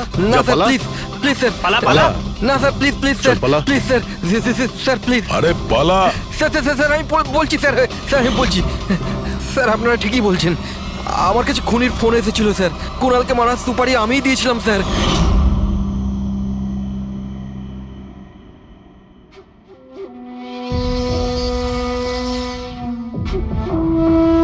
হ্যালো শেখর। হ্যাঁ কে? শেখর আমি কে সেটা জানার তোর কোনো দরকার নেই। তুই শুধু এটুকু জেনে রাখ যে তুই যার জন্য জেলে গেছিস আমি তাকে চিনি, আর ওকে আমি প্রাণে মেরেও দিতে পারি, কিন্তু তার জন্য আমার টাকা চাই। কত টাকা চাই তোর? পুরো 3 কোটি। ঠিক আছে, অর্ধেক টাকা তোর আমি অ্যাকাউন্টে ফেলে দিচ্ছি, আর বাকি অর্ধেক টাকা কাজ শেষ হবার পর। কিন্তু হ্যাঁ, বেশি চালাকি করবি না, না হলে তুই জানিস তো আমি কে। শেখর আমি এক কথার মানুষ, তোমার কাজ ধরে নাও হয়ে গেছে। চল রাখছি এবার। এই শোন, এটা রাখ, কাউকে বলবি না। স্যার স্যার আমি আমার স্ত্রীর সাহায্যে ওর অ্যাকাউন্টে অর্ধেক টাকা পাঠিয়ে দিয়েছিলাম স্যার, আর অর্ধেক টাকা কাজ শেষ হওয়ার পর বলেছিলাম আমি দেবো, কিন্তু এখনো পর্যন্ত কুণালের কিচ্ছু হয়নি স্যার। মানে কুণালের বিপদ রয়েছে। স্যার স্যার একটা প্রশ্ন স্যার। স্যার স্যার প্লিজ বলুন স্যার, এই কেসে কি কোনো প্রকার প্রোগ্রেস হলো? বলুন স্যার প্লিজ। স্যার সিআইডির উপর একটা গুরুতর অভিযোগ করা হচ্ছে, পুরো দেশ জানতে চায় স্যার। ইনভেস্টিগেশন চলছে, সবকিছুই জানতে পারবেন। এক্সকিউজ মি, এক সেকেন্ড। কি হলো স্যার? স্যার স্যার একটা খুব খারাপ খবর আছে স্যার। স্যার আমাদের সেফ হাউসে ওই কুণাল ছিল না স্যার, ও পালিয়ে গেছে স্যার। হোয়াট? কিভাবে ও পালালো? তুমি জানো যে ওর জীবন বিপন্ন? স্যার কিচ্ছু বুঝতে পারছি না স্যার। স্যার ওকে অনেক খোঁজার চেষ্টা করেছে কিন্তু কোথাও পাচ্ছি না। খোঁজ, আই ডোন্ট কেয়ার। খোঁজো যে করেই হোক, খুনি ওর কাছে পৌঁছানোর আগেই ওকে খুঁজে বের করো। Sir. Yes, now this is the breaking news. একের পর এক সিআইডি ইনফরমার হত্যার রহস্য উন্মোচনে সিআইডি অপারগ ছিল। আর এইমাত্র আমরা খবর পেলাম যে কুনাল নামে সিআইডির আরেকজন খোঁচর, যার সুরক্ষার দায়িত্ব সিআইডি নিয়েছিল, সে নিখোঁজ। সিআইডি কুনালকে যে সুরক্ষিত স্থানে রেখেছিল সেখান থেকে কুনাল পালিয়ে যায়। সিআইডি গিয়ে কুনালের কাছে পৌঁছতে এবং তাকে বাঁচাতে সফল হবে।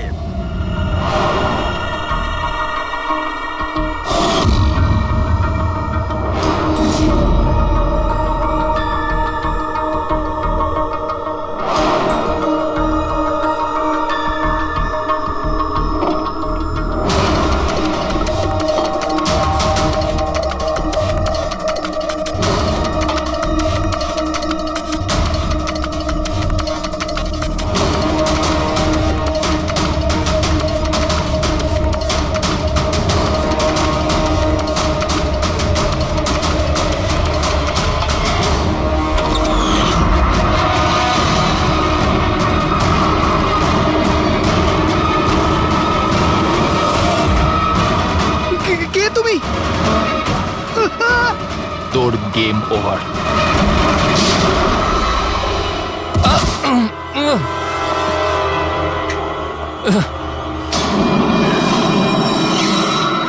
রবি, তুমি?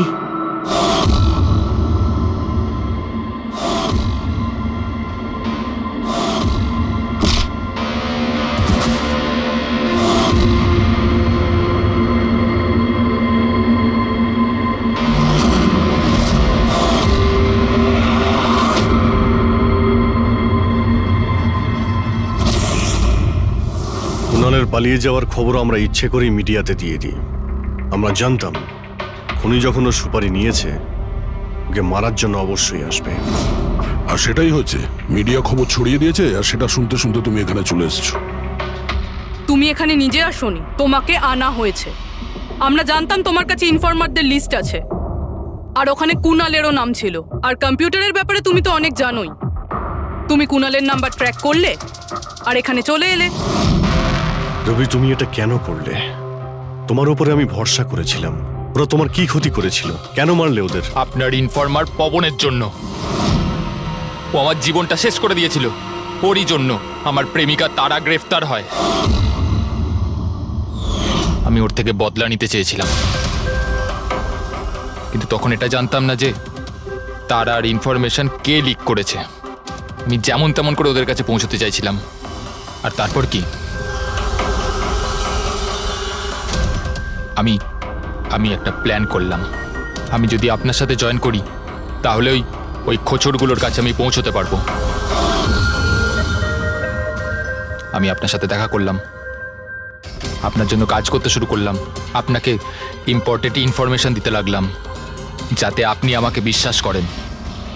নিজের সেফটির বাহানা করে আপনার থেকে ওই ইনফরমারদের সম্বন্ধে জানতে শুরু করলাম। আমি যেমন করে হোক ওই লিস্টটা পেতে চাইছিলাম, যেখানে ওই ইনফরমারদের ব্যাপারে পুরো ইনফরমেশন ছিল।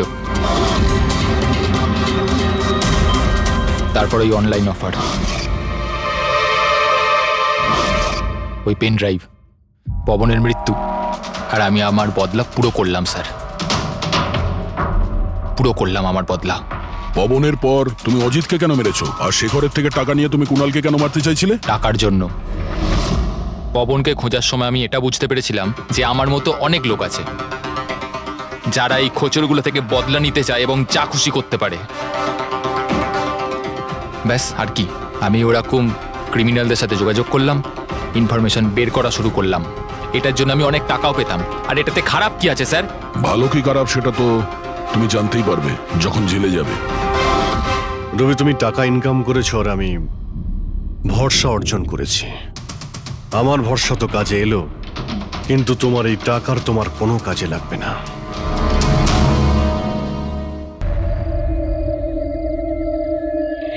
অনেক হলো ইঁদুর বিড়ালের খেলা, এবার বাস। আমাদের জমি, আমাদের মাতৃভূমিকে বন্ধা করার যে অপরাধ আর কে ওয়েবস করেছে, ওর ক্ষতিপূরণ করতে হবে। আমাদের লোকসানের বদলে তোমাদেরকে একটা ছোট্ট মূল্য দিতে হবে। 50 কোটির হিরে, 50 কোটির হিরে। তোমাদের কাছে শুধু 2 দিন আছে, 2 দিন। মূল্য চুকিয়ে দাও আর এদেরকে নিয়ে যাও। যদি একটুও চালাকি করো না,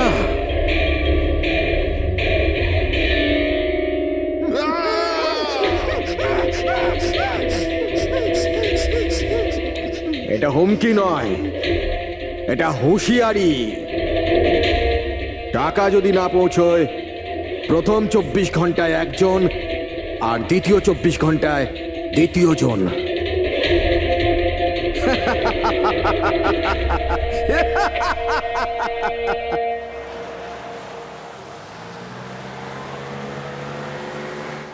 এক ঘন্টার মধ্যে আমরা শরৎপুর ফ্যাক্টরি পৌঁছে যাব। এই দেখো, কালকে গ্রামের লোকজন ফ্যাক্টরিতে আবার ঝামেলা করেছে, পাথরও ছুঁড়েছে আর কিছু লোকদের ক্ষতিও করেছে। এরা কেন বুঝতে পারে না এরা আমাদের সাথে জিততে পারবে না? ফালতু ঝামেলা, এতে তো কিছুই পাওয়ার নেই। হ্যাঁ, যদি মেনে নিত তো লাভ এদেরই হতো। আরে ভাই, আমি তো বলবো এটা বোকা। আরে কোম্পানি এত ভালো সুযোগ দিচ্ছিল, নিয়ে নিতে পারতো। না, নিজেদের জেদে চলবে, আন্দোলন চালিয়ে যাচ্ছে। জানি না কি চায় এরা।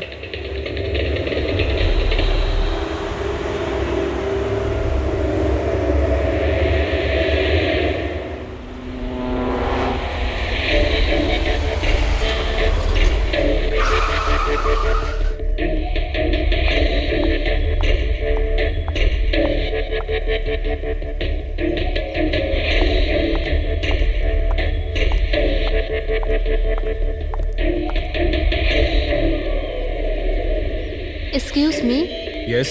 আসলে আমার কার্ডটা খারাপ হয়ে গেছে, আপনারা একটু দেখবেন? হ্যাঁ হ্যাঁ, নিশ্চয়ই।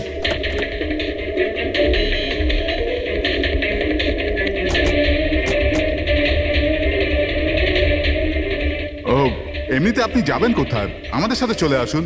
আই মিন, আপনাকে ছেড়ে দিচ্ছি।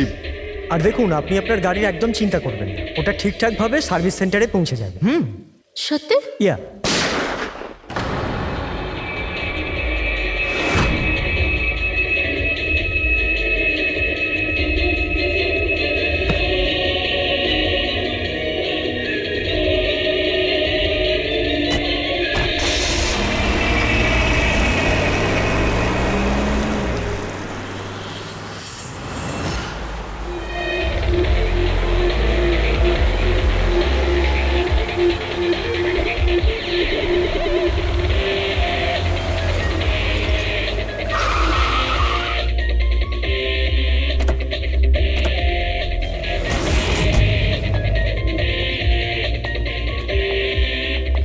স্যার, গাড়ির নম্বর থেকে জানতে পেরেছি যে ড্রাইভার RK ওয়েবস কোম্পানির ড্রাইভার। আমরা কোম্পানিকে ইনফর্ম করে দিয়েছি, ওরা এক্ষুনি চলে আসবে। একদম কাছ থেকে গুলি চালিয়েছে, পয়েন্ট ব্ল্যাঙ্ক। এই টায়ারের মার্কস, মনে হচ্ছে এখানে কোনো দ্বিতীয় গাড়ি ছিল। আশপাশটাতে এখন কিছু পাওয়া যায় কিনা, এর গাড়িটাকে গিয়ে দেখি।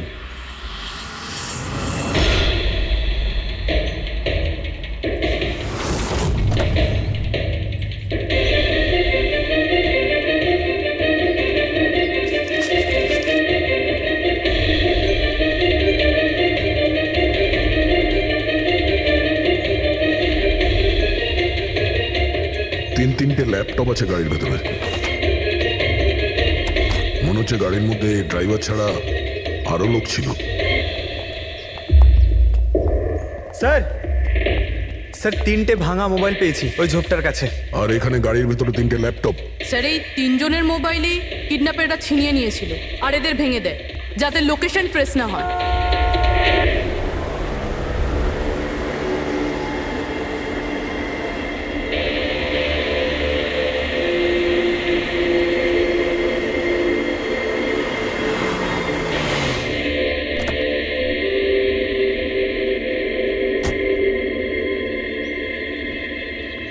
এক্সকিউজ মি, আপনি আগে আমি বিক্রান্ত, RK ওয়েবস কোম্পানির CEO, আর ইনি হচ্ছেন আমাদের chief functional officer Malini. Hello sir. কে কে ছিল এই গাড়িতে আপনি জানেন? অভয়, মুরলী আর সঞ্জীব, ওই তিনজন আমাদের টপ এক্সিকিউটিভ ছিলেন। আমাদের অফিসের কাজে শরৎপুর গেছিলেন। দেখুন, আমাদের মনে হচ্ছে যে এই তিনজনকে অপহরণ করা হয়েছে। ও মাই গড। আপনার কিছু ধারণা আছে যে এই কিডন্যাপিং কে করতে পারে? কারোর উপর সন্দেহ আছে আপনাদের? কোম্পানির কি কারোর সাথে কোনো বিবাদ বা ঝগড়া? ম্যাম, শরৎপুর গ্রামের লোকেদের সাথে তো অনেক দিন ধরেই ঝামেলা চলছে, কিন্তু ঝামেলা ঝঞ্ঝাট এসব তো হতেই থাকতো, কিন্তু এত বড় ঘটনা ঘটে যাবে এটা আমরা আশা করিনি। ঠিক আছে, অপহরণ যখন হয়েছে মুক্তিপণের জন্য ফোন নিশ্চয়ই আসবে। যদি আপনাদের কাছে কোনো ফোন আসে আমাদের অবশ্যই ইনফর্ম করবেন। Sure sir. তাছাড়া খুনি তো এখানে কোনো প্রমাণও ফেলে যায়নি, আর কেউ কিছু জানেও না।